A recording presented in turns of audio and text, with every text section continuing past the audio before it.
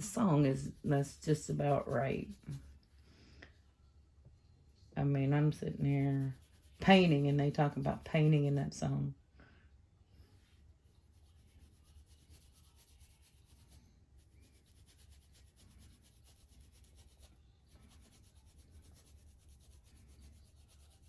No, my husband does not pay me support. He used to. But he doesn't. He can't afford it, so he says.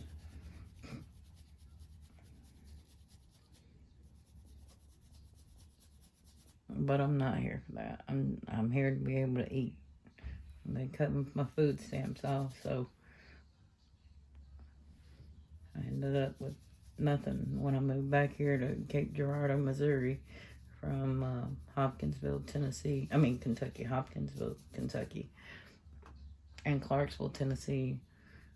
Clarksville, Tennessee has this place I can go eat, but my car tags have to be good. I've already been stopped I don't know how many times in Clarksville and told, next time, this is why I left, and next time they catch me driving that, because it was August of 2023, I believe, I got stopped heading to Dixon, Tennessee to go to my friends, the one I mentioned earlier, and I got stopped by a county police officer, and they let me go. I'm on temporary tags from that expired on the 18th of November in 2021, but they still let me go with a warning.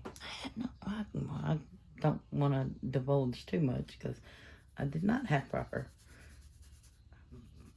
I should have gotten a lot more than a warning. So I feel blessed. That's why I count my blessings. I try not to keep a close count because he might be too. He might say one day, nope, you've had enough. I've given you enough warnings. It's time to go.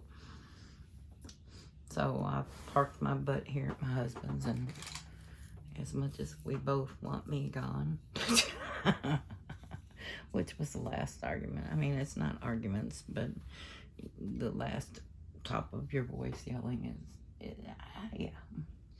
And I'm gonna keep this not judgmental because, yeah, he may one day pick this up and hear it or walk in on it. But I do thank him very much for his hospitality. I still have coffee every morning.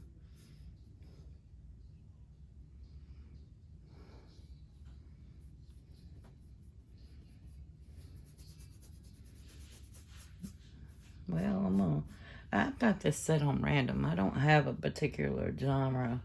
I ask these powers that be to, yeah.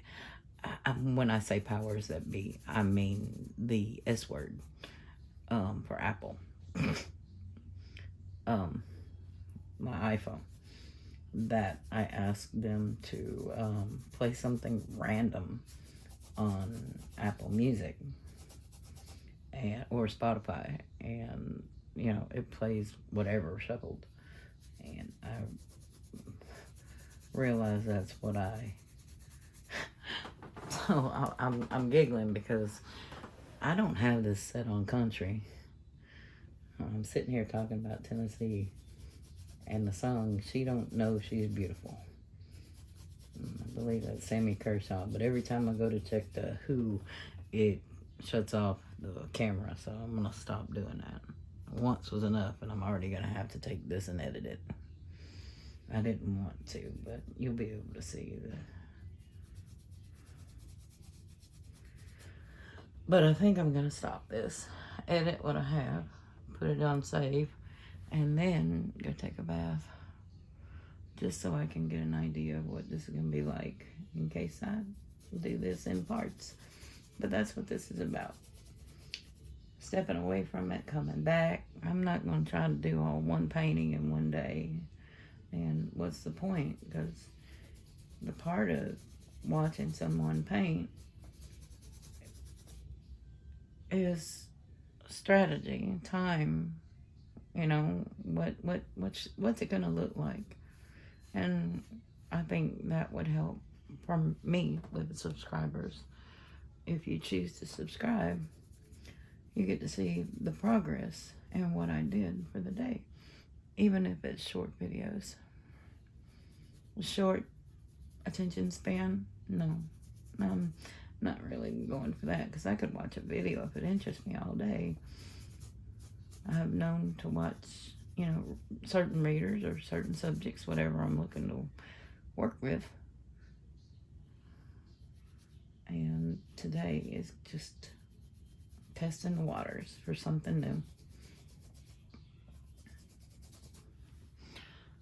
I can't remember the song, and I want to freaking tell you what it is.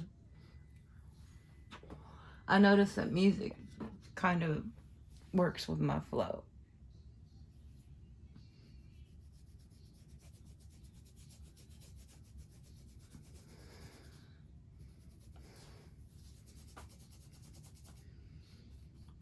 I want to say it's the Eagles.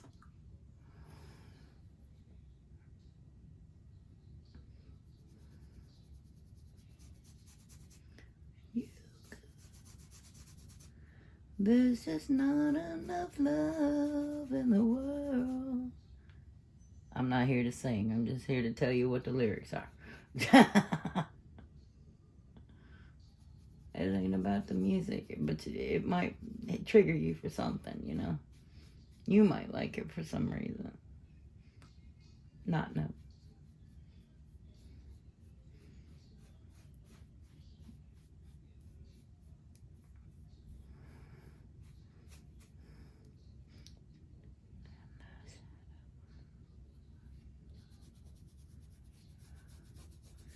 Oh, what inspired me to do this, if you're interested at all, is what one day while I was sleeping in my car, actually I wasn't sleeping in my car that day. I was actually at the Hopkinsville Salvation Army. But my friend who died in April of 2024, we were sleeping in our cars at a Walmart parking lot at that time. When I lost him, I kind of lost my world. He was my friend out there, and I kept saying, I don't need a street husband. I've got a husband at home that, you know, I moved away from, and, you know, I wasn't looking at it at a different perspective than I am now, if that makes sense. He's gone now, and he just, you know, I was his friend. I just, you know, we went almost everywhere together. We took our time apart, don't get me wrong. We did have our differences, but we'd make sure we ate. So having a street husband was kind of a protective thing. We could keep an eye on each other, and he knew my passcode to get my phone. Well, I think he did, I don't remember. And, you know, I knew where his son lived, so it was a backup plan.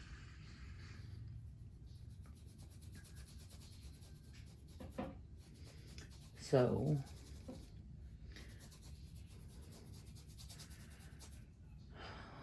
I miss him. I guess that's why I'm also here. We only knew each other for exactly 6 months to the day. It's not easy being out there. He was only 55.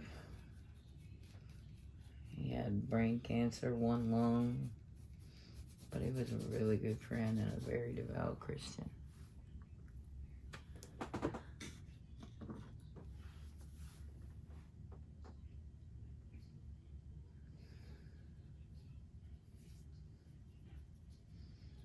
Well, what are we on here? I mean, now we're on rock, because before it was country.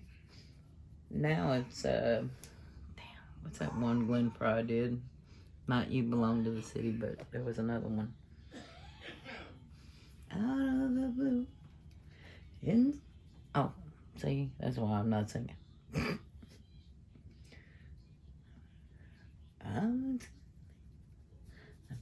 I'd never heard before. Oh gosh, if I do it, it's gonna shut the thing off again. I only have one phone. True Love by Glenn Fry.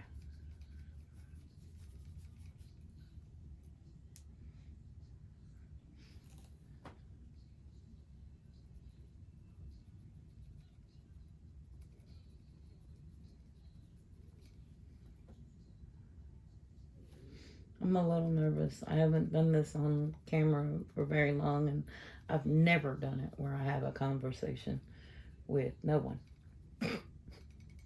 Or, I can't say you're no one, but you get what I'm saying. I'm talking to myself, hoping that somebody's listening on the other side. Until somebody's listening on the other side, it's me.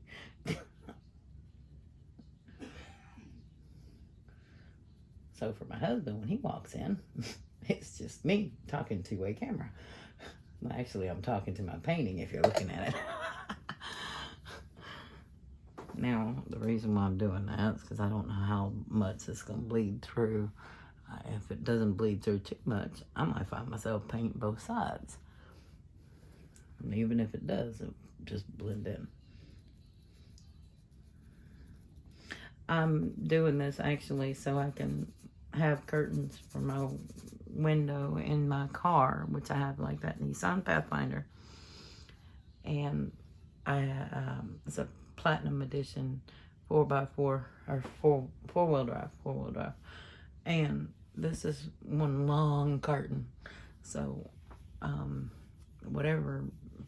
Now, when I get this base painted, I may go back. I probably will go back and do little designs like you saw when we first started. That was just to see how the paintbrush would react to this fabric or vice versa, and what kind of artistry I could do. But I love the way that comes out here.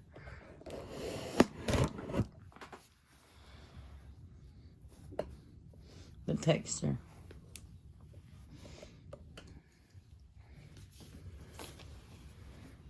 It's still wet, so if it rushes out.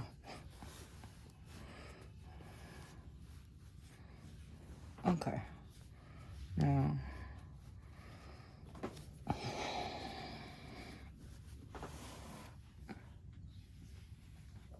back up. You want to see the painting, not the legs. Just so you see, I'm wearing shorts.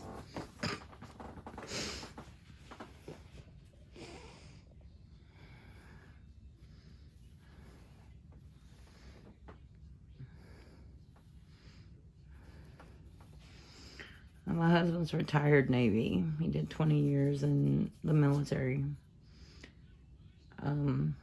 We've been married for 25 years.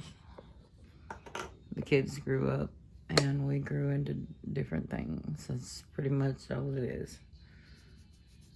So, no animosity, just, well, you can't move on when you're under your spouse's.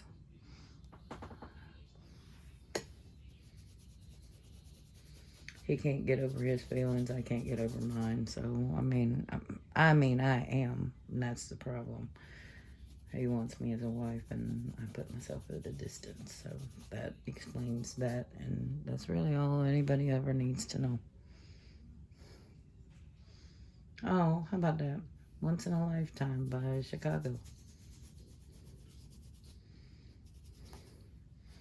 I notice that my conversation will probably be guided by the music. Somebody somewhere needs to know that they're not the only one in a situation. Somewhere, something, doing something to keep them happy or distracted from the regular crap going on in their lives.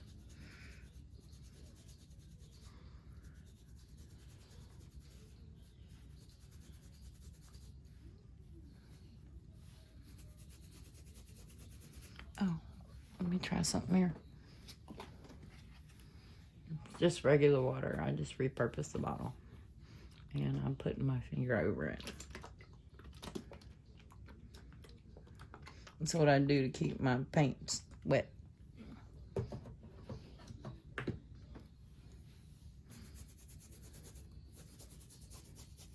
This one I need to lighten up the paint. Lessen the thickness. Blend it better.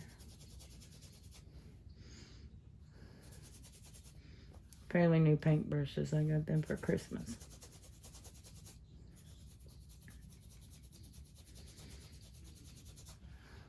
I don't have money to go out and buy anything, so my husband's money is his money and not mine.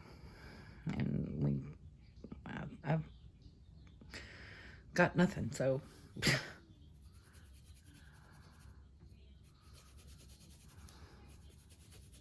if you would like to donate, there is a Venmo and a CashApp link, or not link, but my username, my donation name, whatever you want to call it. I don't normally ask for donations. I just do this. Oh, I was telling you how I got into this, how I got inspired to do this on video. Well, I already had a podcast, but someone saw me painting a Christmas tree and a cross at Christmas time while I was at the Salvation Army. I couldn't carry my acrylic paints into the room. So watercolor doesn't work well on cardboard. And I carried my watercolor. So I didn't have a whole lot of watercolors at the time. So I was outside painting this gigantic piece of cardboard. Come to think of it, I probably might not even been able to bring in the cardboard, considering, you know, it can be used as a weapon. So, while I was there, I got I found this with Alex, and he cut it, or we cut it down. I had a box cutter at the time. And instead of making a homeless, you know, a sign to beg with, I just started painting this. I don't panhandle, by the way. I have had to do so in gas situations to get me back to a certain area, but usually somebody will pop by. Why are you parked here? Well, I need gas. That happened in Crossett, Arkansas, but I sat parked for a week. I didn't have anything but, you know, if I had to walk inside, I left a sign in my window saying, you know, gotta go to the bathroom. I'm out of gas. So my mom and dad lived in the next town, and they weren't. My mom was ill. My dad didn't realize it as bad as I did. You know, she was with him all the time. But the name of the song is Big Time by Peter Gabriel.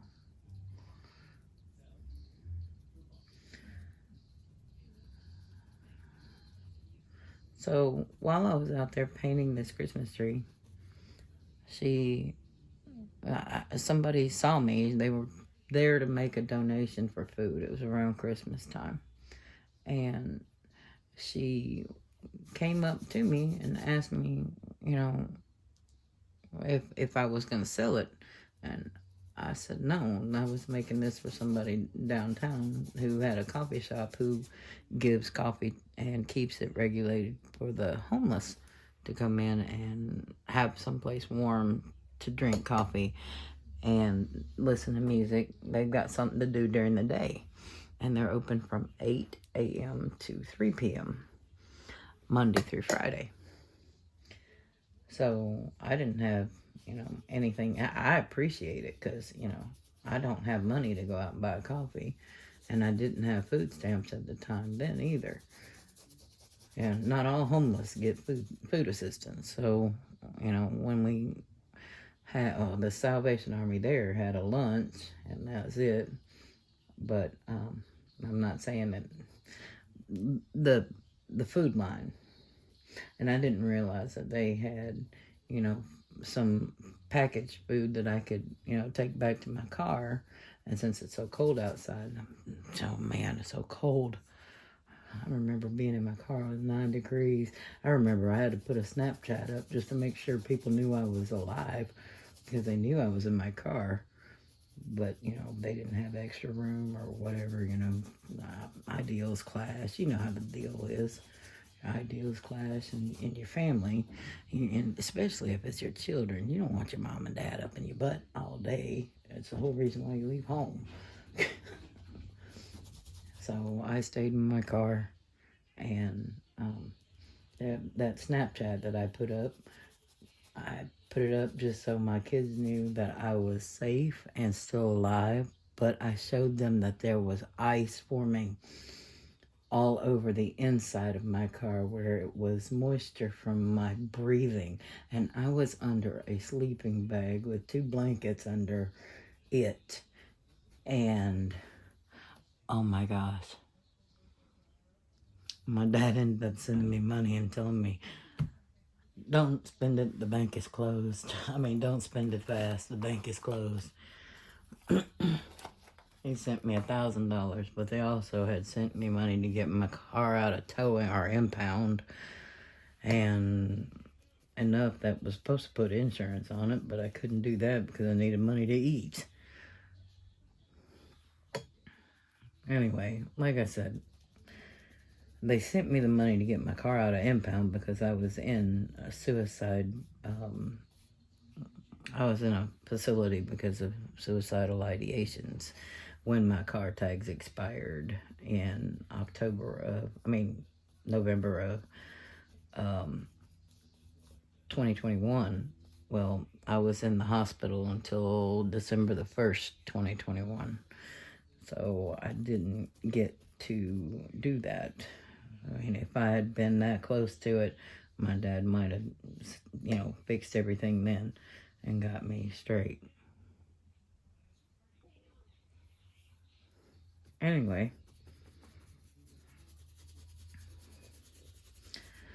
so my dad sent me $1,000. Told me, well, I didn't realize this was during Winter Storm Heather in 2023. No, 2024. Sorry, my years are running together. I've been doing this for way too long.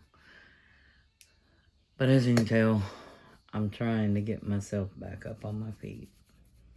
And if this is the way that God is telling me that I need to do it, then I got to do it His way, because I can't get a job. I hurt too bad when I'm up.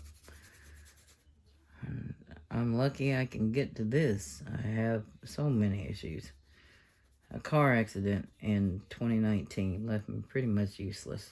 I had to have RFA surgery, and let me tell you, that wore off on my left side a long time ago. A long, long time ago. So with the money that I had after whatever and freaking doctor bills, the lawyer, I think I had $31,000 left over. And I got hurt working. I was working as a DoorDash driver. And let me tell you, once you get hit the way I did in that roundabout here in Cape Girardeau, Missouri, on Lexington, I think it's Lexington. I ain't been out that way because I don't drive because my car tags. I've been stopped here too. It's like they know where I live now. I got stopped right in front of my son's house, and I got arrested because apparently I had a warrant out for my arrest. A trespassing warrant. It really shouldn't have been. I was neglected by the Cape Girardeau system here. I didn't know where I lived when they told me that, you know, I couldn't use a phone. I was trying to find somebody to use a phone so I could call my family to come pick me up. I was sitting outside of a hospital, but they removed me from the premises. And apparently I didn't know that they had asked for me to be arrested because I didn't know what it was. I refused service, and they were treating me as if I had been in an overdose situation. I don't do anything stronger than pot, so overdose, what they did to me wouldn't have helped me. And I knew I wasn't an overdose case. I had amnesia. I had had a concussion. I fell into a creek that, oh, well, I got picked up 2 days later, so I was running around. I didn't know my phone number. I didn't have a phone on me. I didn't have my ID on me. The only thing I could remember is my dad's address and his name, and that was in another state. And he's sheriff's deputy at this point. He's been a chief of police, and all I could remember was his name and his address. I couldn't remember his phone number, I don't think. I just got on my knees and said, God protects me, and he fights my battles. No evil formed against me shall prosper. And they went. I said that. I was on my knees, hands on the ground, hands behind my back. My head was to the ground. And they had me subdued pretty much. I wasn't objective to it, but that was when they let me go. They took me out of the handcuffs and went on. And somebody had been watching down the street. And they came to check on me, and I was freaking out. I hadn't had any water, no food, nothing, not even a cigarette. And I was afraid. I didn't know where I lived. I did not know where I lived. I just kept walking around the hospital. That's where I started, so I went back. And turned out that I had a trespassing warrant from that one, too. So I did 2 weeks in jail. And it took me forever to remember my attorney's name. And I ended up finding out that my check had come in. And then, it was taken care of. $1,200 was sent to another defense attorney he knew. And he got me taken care of. Now, I'm not bringing this up. I'm just telling you my story. And that's another thing. I paint and I talk. So maybe I am supposed to do this. Anyway, they Narcaned me during that time. I was delusional, yes. I should have been in the hospital, but they were treating me as it was a drug overdose. And it never was. That could have killed me. I get scared when I talk about it because we're supposed to trust these people. We're supposed to trust them, but, we put dangerous tools. I told the guy, my uncle's a flight paramedic in Arkansas, and you have the bedside manner of a tick. And then at that time, I know my eyes rolled back in my head because I was having concussion issues, and it was still very fresh, and that's what had been happening to me. I'd pass out, or, dude, I can't tell you how fucking fearful I was. The whole freaking time I was out. It still gets me because we got overzealous cops in a lot of situations, and I was raised to respect the police department. My dad was chief of police in two different cities in the state that I'm from. And you can see I'm trembling now, and I may start stuttering because the anxiety really gets you. It really, really, really, really gets you. And that's what makes me very, very cautious when I go back out there. You got people out there who are homeless who are afraid to talk to the cops for protection because of some situations that came up. And, oh, gosh. I might have to stop this video and go relax in the bathtub. And this sounds like a great time to do it. I got 29 minutes, but I still have about 7 or 8, maybe 10 minutes to edit into this, where my husband, I went to check the music on this phone. So I'm going to put this here for now, but the next time I start back up, I'll bring you right back into it. And hopefully I'll be over the anxiety from telling that story. That happened in September on the 14th, 2021. My name's Anna Marie Harmony Breedlove Stanton. I told them my uncle was a flight paramedic. His name is Kenny Breedlove. He's now retired, but I promise you, he's on that as his retired. At the time, he was still active. My dad, Tommy James Breedlove Sr., he's an Ashley County deputy in Arkansas. He used to be chief of police in the same town he works in, Hamburg, Arkansas, in Ashley County.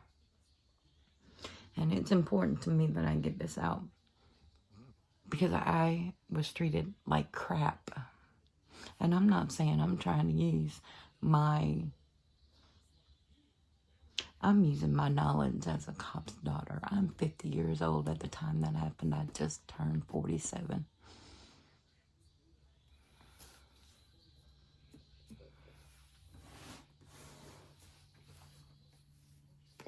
I didn't used to have anxiety around cops until this particular event. And now I record them with my cell phone. And when I was picked up for that warrant in front of my son's house, I had my husband on FaceTime and told him I was getting arrested. I was smiling at the whole thing because I was glad to get it off my chest. Yeah, I didn't know that I had that, but I was fearful that I did. I didn't know it was from 2 different places. Remember, I spent 2 weeks in the county jail in Jackson, Missouri. And if you look at it, I look rough in my mugshot. You can tell something's not right, but I don't do, well, a couple nights before I did mushrooms, but it wouldn't have had a 72 or 2 week effect. You know what I'm saying? It's not gonna mess you up that much. But yeah, my thing is gummies, but I wasn't high at the time, and for 2 weeks, you don't have any pot in jail, and I was in a holding cell. I was diabetic, didn't have any insulin with me for, and so I was going back and forth to the hospital, but I had an extreme pain in my head. And, they would always tell me, you're going to have a long wait. Oh, why? There's like 5 people here. I wasn't even getting triaged. I had been sitting there for hours, and it felt like my whole body. I fell in the creek, and it felt like my whole body was numb from on the left side, this whole left side. And it literally, I can't imagine rigor mortis feels any different than what I did that day. It took the paramedics over an hour from my husband's description. So this made me very fearful of this town. So I left my husband and I left this town and I said, screw it. And then I came back because I can't get hired anywhere. If I get hired, where am I going to take a bath to? My dad told me he was joking, I guess. I don't know. My dad got kind of bitter that I'm always having to turn to him, I guess. He just looked at me as a hobo. He didn't know the whole story. He didn't want to hear the whole story. But hey, that's what happens when you don't talk to your family. I never really expected to have to talk to my family. My family always had an opinion about me that was really made up of faulty information. I mean, what happened when I was 18 isn't happening now. I'm a different person.